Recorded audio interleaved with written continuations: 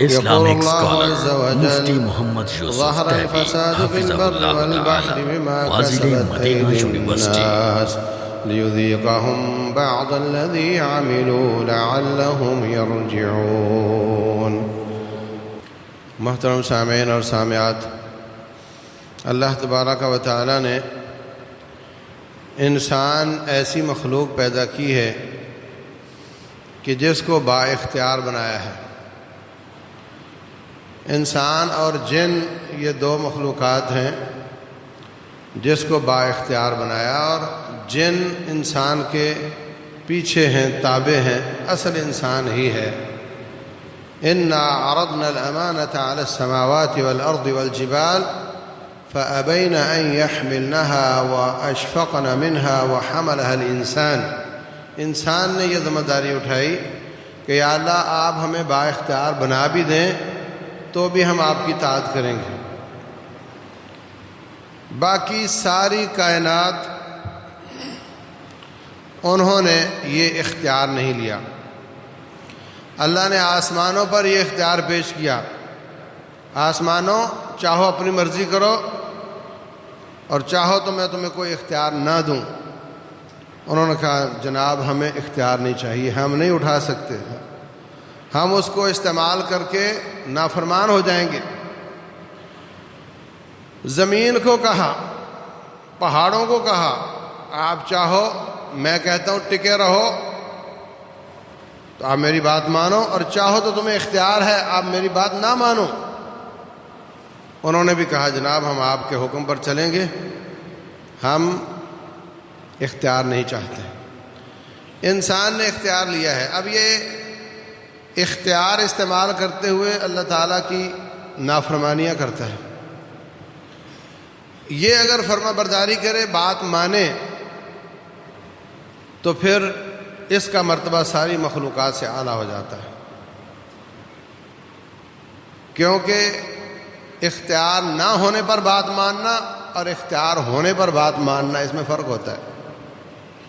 جیسے کوئی کہے، بہرا گونگا کہے میں گانے نہیں گاتا، اور ایک زبان والا کہے میں گانے نہیں گاتا، فرق ہوتا ہے. تو انسان اختیار پانے کے باوجود اگر طاعت کرے گا تو یہ سب سے اعلیٰ مرتبہ پائے گا، جنت اسی کے لیے ہے. اور اگر یہ نافرمانی کرتا ہے تو اس کی وجہ سے دنیا میں فساد آ جاتا ہے، اس کی وجہ سے فساد آ جاتا ہے. آپ دیکھتے نہیں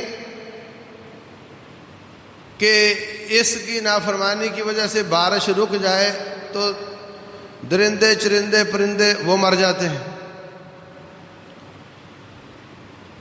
بسا اوقات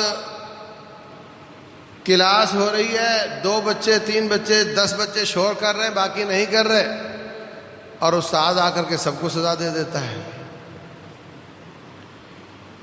تو یہ فساد کچھ لوگوں کی نافرمانیوں کی وجہ سے سب کو سزا اس وقت ہوتی ہے جب کچھ لوگ نافرمانی کر رہے ہوتے ہیں اور دوسرے اس پر خاموش ہوتے ہیں. رسول اللہ صلی اللہ علیہ وسلم فرماتے ہیں کہ جب کوئی ظالم کو ظالم نہ کہے، جب کوئی ظالم کو ظالم نہ کہے تو پھر خطرہ ہے کہ عذاب سب پر آ جائے گا. اب آپ اندازہ لگائیں ہماری کیا کیفیت ہے. ہم تو عوام ہیں، جج ڈرتا ہے ظالم کے خلاف فیصلہ کرتے ہوئے، گواہ ڈرتا ہے ظالم کے خلاف پیش ہوتے ہوئے. تو پھر ایسی صورت میں اللہ تعالیٰ کے عذاب آتے ہیں. رسول اللہ صلی اللہ علیہ وسلم سے پوچھا گیا انہلک وفینا صالحون، کیا ہم ہلاک ہو جائیں گے اور ہمارے بیچ میں نیک لوگ بھی ہوں گے؟ فرمایا ہاں نعم اذا کثر الخبث، جب خباثتیں بڑھ جائیں، اصلاح کی شکل نظر نہ آئے تو پھر اللہ تبارک و تعالیٰ سب کو تباہ کر دیتا ہے. ثم یبعثون علی نیاتہم، پھر جب دوبارہ اٹھتے ہیں قیامت والے دن تو وہاں نیک کو نیکی کا اجر ملے گا، برے کو برائی کی سزا ملے گی، لیکن دنیا میں سب پر برابر کا عذاب آ جاتا ہے۔ اللہ فرماتے ہیں وَاتَّقُوا فِتْنَةً لَا تُصِيبَنَّ الَّذِينَ ظَلَمُوا مِنْكُمْ خَاصَّةً، اس آزمائش سے بچو جو صرف ظالموں پر نہیں آئے گی بلکہ سارے رگڑے جائیں گے۔ تو ایک بات تو یہ سمجھنے کی ہے کہ یہ نہیں کہا جا سکتا کہ جس پر تکلیف، آزمائش، مصیبت آئی ہے وہ ہی گناہ گار تھا اور جس پر نہیں آئی وہ گناہ گار نہیں تھا، بلکہ ہوتا یہ ہے کہ کچھ گناہ کرنے والے اور کچھ اس پر خاموش رہنے والے اللہ تعالیٰ سب کو پکڑ لیتا ہے۔ آخر بستیوں کی بستیاں تباہ ہو رہی ہیں، ان میں کچھ نیک تو ہوں گے نا، کچھ نیک تو ہوں گے۔ اور اب آپ اندازہ لگائیں کہ یہ سبب کتنا زیادہ ہے ہمارے اس معاشرے میں۔ گناہ گار گناہ کرے اور دوسرا خاموش رہے، یہ جرم کتنا زیادہ ہے ہمارے معاشرے میں۔ باپ بچے کو منع نہیں کرتا، باپ بیٹی کو منع نہیں کرتا بے حیائی سے، اس کی تنخواہ سے وہ بے حیائی والے کپڑے خریدتی ہے اور وہ خاموش ہے۔ بسا اوقات اس کا دل کوڑ رہا ہوتا ہے مگر وہ اس پہ خاموش ہوتا ہے۔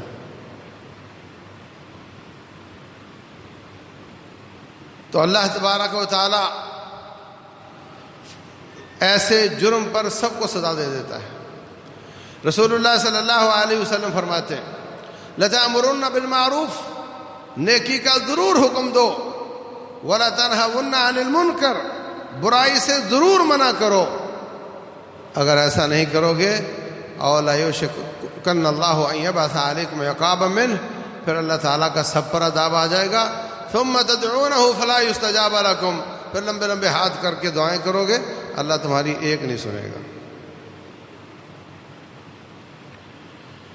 تو یہ سبب عذاب کا ہمارے معاشرے میں بہت زیادہ ہے، اس کو ہم جرم ہی نہیں سمجھتے، ہم سمجھتے ہیں اپنی بات کو چھوڑو نہ، کسی کی بات کو چھیڑو نہ۔ یہ کفر کا کلمہ ہے۔ جہاں رب ذوالجلال کی حدیں پامال ہو رہی ہوں وہاں آپ کو بولنا چاہیے، وہاں آپ کو بات کرنی چاہیے۔ ظلم ہو تو ظلم کو ظلم کہنا چاہیے، ظالم کو ظالم کہنا چاہیے۔ لیکن ہمارے ہاں یہ نہیں ہے، ہم کہتے ہیں میں سفید کپڑے والا ہوں، میں اس کے ساتھ تو تکار کیوں کروں؟ اللہ تبارک و تعالی نے یہودیوں کا واقعہ بیان کیا قرآن حکیم میں، وَاسْأَلْهُمْ عَنِ الْقَرْيَةِ الَّتِي كَانَتْ حَاضِرَةَ الْبَحْرِ، اے نبی صلی اللہ علیہ وسلم ان یہودیوں، مدینہ کے یہودیوں سے پوچھو وہ جو تمہارے ابے دادے سمندر کے کنارے رہتے تھے تو ان کا قصہ کیا ہوا تھا؟ جب اللہ تعالیٰ نے ان کو ہفتے والے دن شکار کرنے سے منع فرمایا اور ہفتے والے دن ہی ان کی آزمائش کے لیے مچھلیاں زیادہ نظر آتی تھیں۔ اذ تأتیہم حیتانہم یوم سبتہم شرعا ویوم لا یسبتون لا تأتیہم، پھر اللہ تبارک و تعالیٰ نے آزمایا تو انہوں نے، کچھ لوگوں نے ہفتے والے دن شکار شروع کر دیا ہیلے سازی کے ساتھ۔ ہفتے والے دن کانٹے لگا دیتے، مچھلی لگ جاتی، اتوار والے دن نکال لیتے۔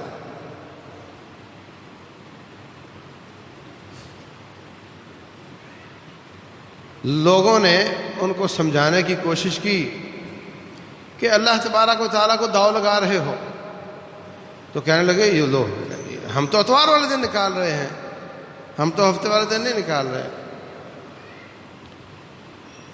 جب یہ ہیلا سازی کی اللہ کے حرام کو حلال کرنے کے لیے تو اللہ تبارک و تعالیٰ فرماتے ہیں انجینا الذین ینہون عن السوء، تین گروپ تھے، ایک تھے جو گناہ کرتے تھے، دوسرے چپ رہنے والے اور تیسرے منع کرنے والے۔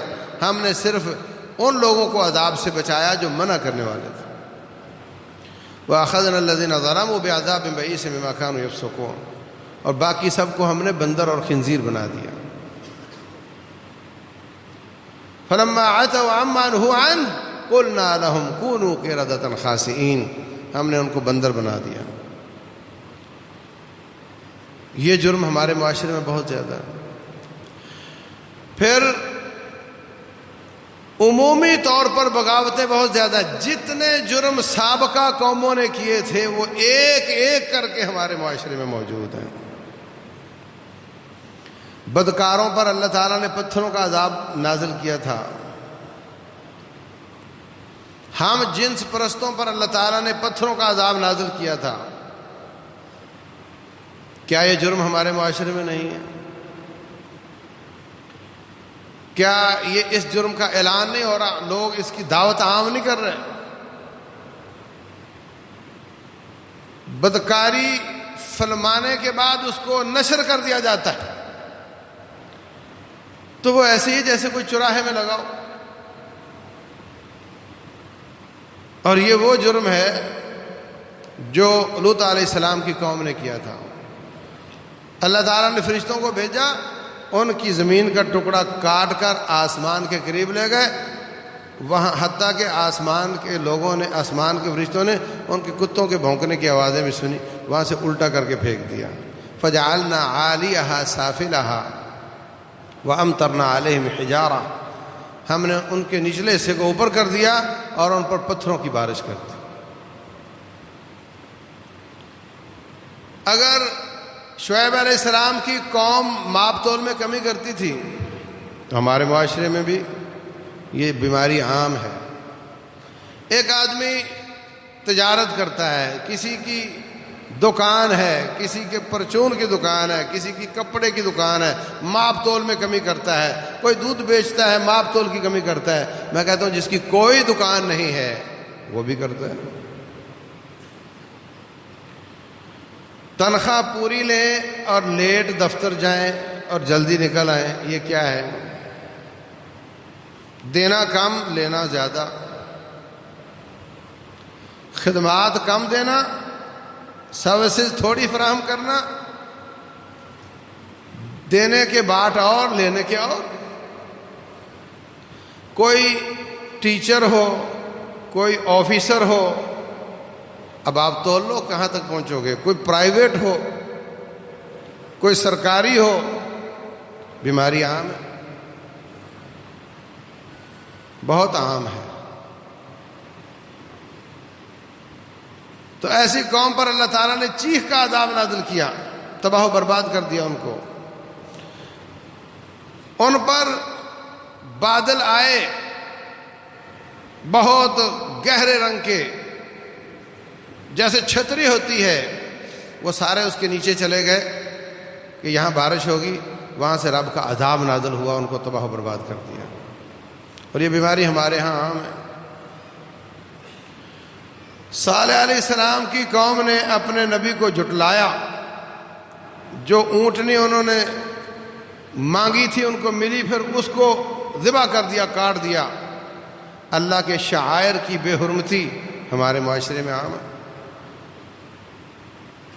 کوئی اٹھتا ہے تو قربانی کے خلاف زبان درازی شروع کر دیتا ہے، یہ قربانی پہ اتنے جانور ذبح کیوں کر دیے جاتے ہیں، اس کی بجائے آپ کسی غریب کی بچی کی شادی کر دیں۔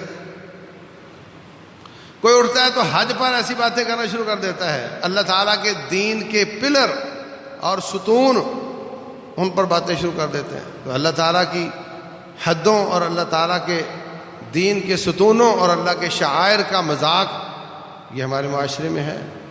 ٹی وی پر لوگ لگے ہوئے ہیں، ان کا کام ہے کہ مسلمان معاشرہ ہے، ان کے نوجوانوں کے دلوں میں شک کی بیماری پیدا کر دو۔ ایمان یقین کو کہتے ہیں، شک کفر ہوتا ہے۔ بظاہر وہ بندہ کلمہ بھی پڑھتا نظر آئے گا، کبھی کبھی عید کی نماز بھی پڑھ لیتا ہوگا، مگر اس کے دل میں شک ہوگا۔ بڑے مانتے ہیں تو میں بھی مان رہا ہوں، ورنہ میرا دل نہیں مانتا۔ وہ چلتا پھرتا کافر ہے، اگرچہ وہ بظاہر نماز بھی کبھی کبھی پڑھ لیتا ہو، کیونکہ ایمان 99% بھی ہو گیا تو وہ شک ہے۔ وہ ایمان نہیں. ایمان 100% کو کہتے ہیں. ایمان کم ہو جاتا ہے، زیادہ ہو جاتا ہے اعمال کے ساتھ. نیکی زیادہ ہوئی تو ایمان بڑھ گیا، نیکی کم ہوئی تو ایمان کم ہو گیا، گناہ بڑھ گئے تو ایمان کم ہو گیا، گناہ کم ہوئے تو ایمان زیادہ ہو گیا. لیکن جو دل کا یقین ہے اس کے ٹکڑے نہیں ہو سکتے. وہ 100% سے نیچے آیا تو نیچے کفر ہی کفر ہے. قرآن حکیم پر اس کا یقین نہ ہو کہ یہ سچی رب کی کتاب ہے، نبی صلی اللہ علیہ وسلم کی ثابت شدہ احادیث کا انکار کرے، یہ سب جرم ہے ہمارے جو ہم اس وقت معاشرے میں جی رہے ہیں. ظہر الفساد فی البر والبحر بما کسبت ایدی الناس. پھر رب ذوالجلال نے اختیار دیا ہوا ہے ہمیں سیدھا کرنے کے 2 ہی طریقے ہیں. یا تو اختیار چھین لے تو ہم سب روبوٹ کی طرح ہو جائیں، جو وہ فرمائے وہ کرتے چلے جائیں، یا پھر یہ شکل ہے کہ اللہ تبارک و تعالی چھوٹی چھوٹی سزائیں دیتا ہے تاکہ تم باز آ جاؤ. اس سزا کے پیچھے بھی اس کی شفقت اور رحمت ہی کار فرما ہوتی. جیسے ایک ٹیچر ہے، وہ ٹیچر ایک بچہ ہے وہ لیٹ آتا ہے، جلدی چلا جاتا ہے، ہوم ورک نہیں کرتا، کلاس ورک نہیں کرتا، اس کو وہ کچھ نہیں کہتا.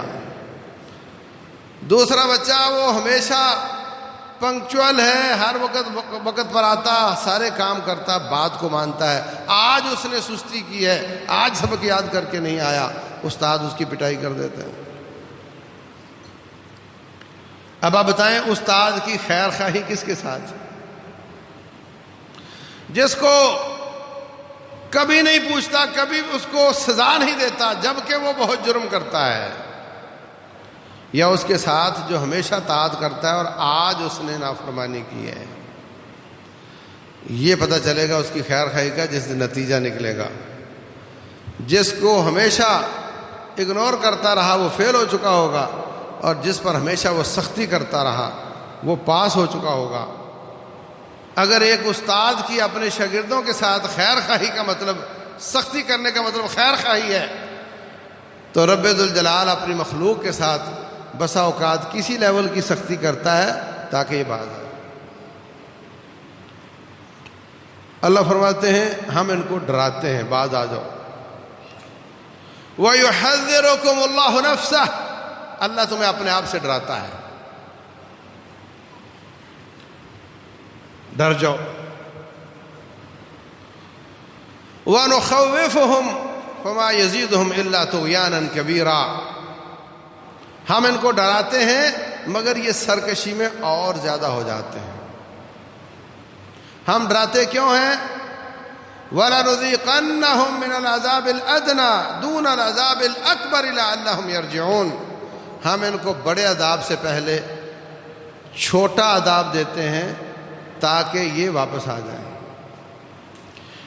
ایک آپ جانتے ہیں کہ گاڑی تیز آ رہی ہو، اچانک سرخ اشارہ آ جائے تو آپ کو سنبھلنا مشکل ہو جائے گا. تو اگر تھوڑی دیر چند سیکنڈ پہلے پیلا اشارہ آئے پھر سرخ آئے، آپ کو سنبھلنا آسان ہو جاتا ہے. تو رب ذوالجلال بھی سرخ اشارے سے پہلے پیلا تاکہ یہ باز آ جائے. چھوٹی موٹی چوٹیں، چھوٹے موٹے عذاب، چھوٹی موٹی سزائیں، چھوٹی موٹی آزمائشیں بھیجتا ہے. لعلہم یرجعون، مقصد یہ ہوتا ہے کہ یہ باز آ جائے. ظہر الفساد فی البر والبحر بما کسبت ایدی الناس لیذیقہم بعض الذی عملوا. سارے گناہوں کی سزا نہیں، ان کے چند گناہوں کی سزا کے طور پہ ان پر کوئی نہ کوئی سرزنش بھیج دیتا ہے. لعلہم یرجعون، تاکہ وہ باز آ جائیں. ما اصاب من مصیبت فبما کسبت ایدیکم، ما اصابکم من مصیبت فبما کسبت ایدیکم. جو بھی تمہیں تکلیف آتی ہے اس کے پیچھے تمہاری بدعمالیاں ہوتی ہیں. وَيَعْفُ عَنْ كَثِيرٍ، اور اللہ سارے جرموں کی سزا نہیں دے رہا ہوتا، بلکہ زیادہ معاف کر کے تھوڑے کی سزا دے رہا ہوتا۔ اگر سارے جرموں کی سزا دے تو پھر کوئی دنیا میں زندہ رہنے کا حقدار نہیں۔ وَلَوْ يُؤَاخِذُ اللَّهُ النَّاسَ بِمَا كَسَبُوا، اگر رب ذوالجلال سارے جرموں کی سزا دے، ما ترک علی ظہرہا من دابہ، زمین پر کوئی روح والی چیز رہنے کے لائق نہیں ہے، لیکن وہ معاف کرتا چلا جاتا ہے، معاف ہی کرتا چلا جاتا ہے، اور تھوڑے سے گناہوں پر پکڑتا ہے، اس کے پیچھے بھی اس کی شفقت اور رحمت ہی ہوتی ہے کہ تاکہ یہ باز آ جائے، تاکہ یہ سنبھل جائے۔ وَلَوْلَا إِذْ جَاءَهُمْ بَأْسُنَا تَضَرَّعُوا وَلَكِنْ قَسَتْ قُلُوبُهُمْ، ایسا کیوں نہیں ہوا جب ہماری سزا آئی تو تم گڑ گڑاتے، تم روتے، تم واپس آ جاتے، لیکن تمہارے دل ہی اتنے سخت ہو چکے ہیں۔ فَمَا زَادَهُمْ إِلَّا طُغْيَانًا كَبِيرًا، اللہ کی سزا آنے کے بعد ان کی سرکشی اور زیادہ ہو جاتی۔ رب ذوالجلال کی سزاؤں کو کوئی نہ کوئی دنیا کی توجیہ دیتا ہے، دنیا اس کو جسٹیفائی کرنے کی کوشش کرتا ہے۔ یہ سیلاب آیا نا، دراصل وہ مونسون ہے نا، وہ مونسون ہوتی ہے نا، اور چونکہ وہ گلوبل وارمنگ بہت ہو گئی ہے، اور اس کی وجہ سے پھر گلیشیئر زیادہ پگھلتے ہیں، تو گلیشیئر زیادہ پگھلنے سے پھر زیادہ پانی آتا ہے، اور اس سے پھر سیلاب آ جاتے ہیں۔ اور مطلب کوئی بڑی بات نہیں ہے، یہ ڈوبو مرو مگر رب کی طرف مت جانا۔ رسول اللہ صلی اللہ علیہ وسلم نے بادل دیکھے تو آپ کے حواس اڑ گئے، بادل دیکھے اور حواس اڑ گئے۔ کبھی آپ باہر جا رہے ہیں، کبھی آپ اندر آ رہے ہیں، آپ کو چین نہیں آ رہا۔ آپ کی بیوی عائشہ رضی اللہ عنہ پوچھتی ہیں، حضرت آپ بڑے پریشان ہیں۔ کہا یہ بادل آ گیا ہے۔ کہا تو آپ کو ڈر لگتا ہے؟ فرمایا میں کیوں نہ ڈروں، اسی طرح کا بادل آیا تھا قوم عاد کے پاس۔ کہنے لگے ھذا عارض ممطرنا، واہ رے واہ بادل آ گئے، مزہ آئے گا، نہائیں گے، بارش آئے گی۔ بل ہوا ما استعجلتم بہ ریح فیہا عذاب علیم، یہ بارش نہیں، مزہ نہیں، انجوائمنٹ نہیں، بلکہ یہ تو اللہ تعالیٰ کا عذاب ہے۔ اور ایسا ہی ہوا تھا۔ سورج گرہن لگ گیا، چاند گرہن لگ گیا، لوگ اس کو جسٹیفائی بھی کرتے ہیں، اس کی توجیحات بیان کرتے ہیں۔ وہ زمین سورج اور چاند کے بیچ میں آ جاتی ہے تو وہ ہمیں پہلے ہی پتہ ہوتا ہے، یہ کوئی نئی بات ہے ہی نہیں۔ ہم آپ کو اگلی 1 صدی تک کے سورج گرہن بتا سکتے ہیں۔ اگر 4 چیزوں کا تمہیں پتہ چل گیا کہ تو اس کا مطلب یہ کہ رب سے ڈرو نہیں۔ اللہ تعالیٰ کے دیے علم اور اس کی توفیق سے تمہیں اگر کچھ چیزیں معلوم ہو گئیں تو اس کا مطلب اللہ سے بے خوف ہو جاؤ۔ رسول اللہ صلی اللہ علیہ وسلم ان کے زمانے میں گرہن لگا، پریشان ہو گئے، فوراً مدینے والوں کو کہا اکٹھے ہو جاؤ، رب کے سامنے کھڑے ہو گئے۔ اتنی لمبی دعا، اتنی لمبی نماز پڑھی کہ جب تک وہ گرہن ختم نہیں ہوا آپ کی نماز ختم نہیں ہوئی۔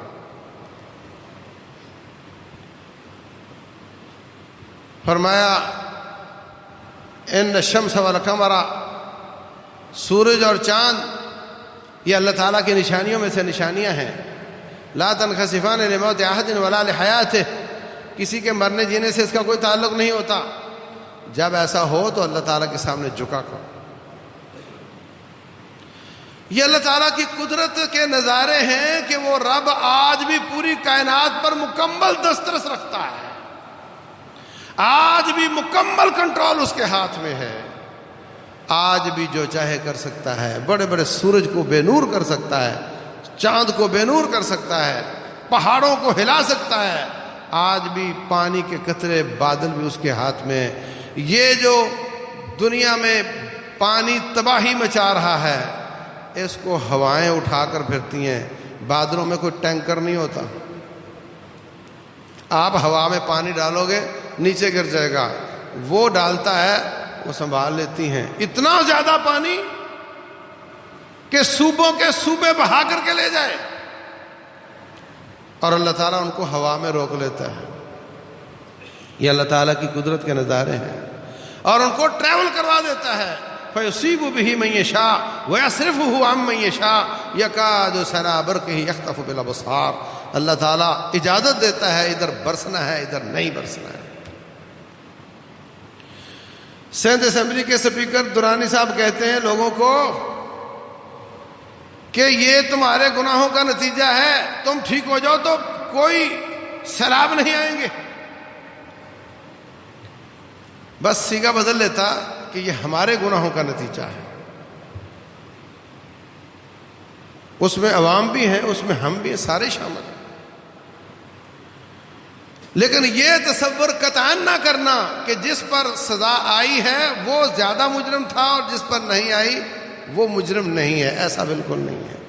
جن پر سزا آئی ہے ان میں سے بھی کئی نیک تھے، اور جن پر نہیں آئی ان میں بھی بے شمار بد ہیں۔ لیکن رب ذوالجلال کا نظام ہے، یہ اس میں بھی اس کی شفقت ہی ہے۔ اب آپ بتاؤ کہ اگر کچے کے علاقے بچ جاتے اور لاہور، کراچی، اسلام آباد ڈوب جاتے، اللہ نہ کرے، تو کیا وہ ان کی مدد کے لیے آ سکتے تھے؟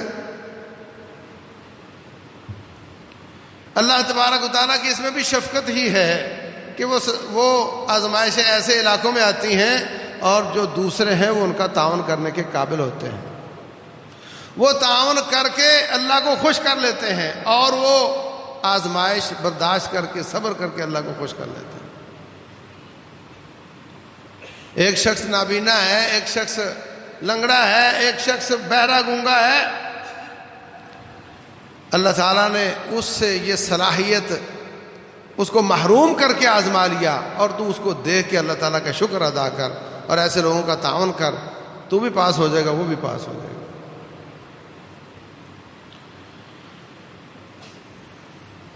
تو اللہ تبارک و تعالیٰ جیسے سب گناہوں پر نہیں پکڑتا، ایسے ہی سب لوگوں کو بھی نہیں پکڑتا، کچھ کو پکڑ کر ان کو عبرت کا نشان بنا کر دوسروں کو سنبھلنے کا موقع دیتا ہے۔